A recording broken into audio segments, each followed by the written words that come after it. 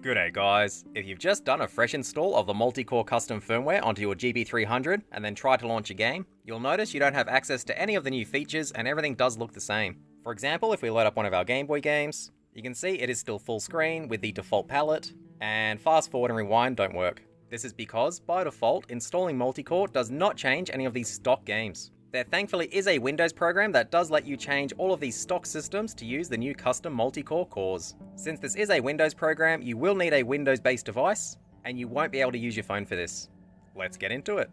We're over on our Windows 11 PC now, and to get started we do need to download GB300 tool. We've just opened up Google Chrome and gone to the GB300 tool GitHub page, which I will link down in the description below. Since the latest versions of Multicore only support GB300 version 2 firmware, we will just download the latest version of GB300 tool. No need to get the older version 1 tool. Just scroll down a little bit. Under Assets, we want to download GB300 tool zip file. Once it's finished downloading, we can close off Chrome and open up our Downloads folder.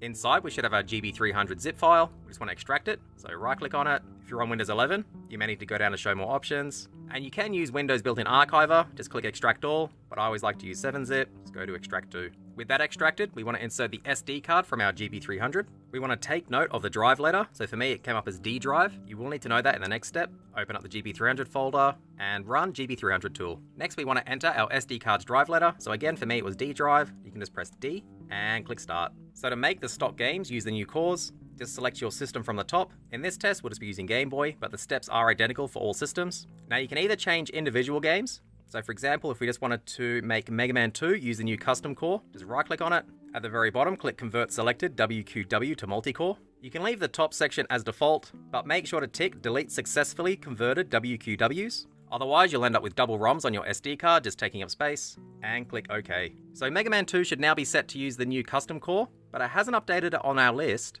If we change systems and then go back, you can see it now has a shortcut arrow. So that little arrow icon to the left of the name just means that it is using the new custom Multicore. In my experience, you're better off setting all Game Boy, Game Boy Color, and NES games to use the new custom Multicore, as there's pretty much no downsides. Thankfully, there is an easy way to change the entire list of games for each system to use the new cores. Just right-click on the left-hand side. We want to select the middle entry, Convert All WQW to Multicore.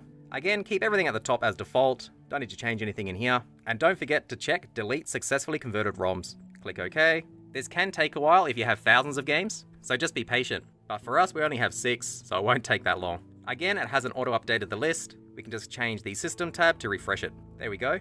They are now all using the new custom Multicore core. So that's pretty much it. We can close off GB300 tool and safely eject our SD card.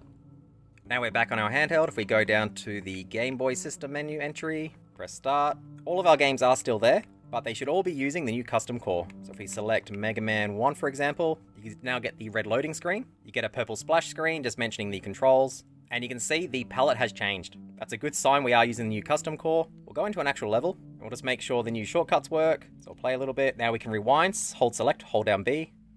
Yep, that rewinds. And select an A should toggle fast forward, and it does.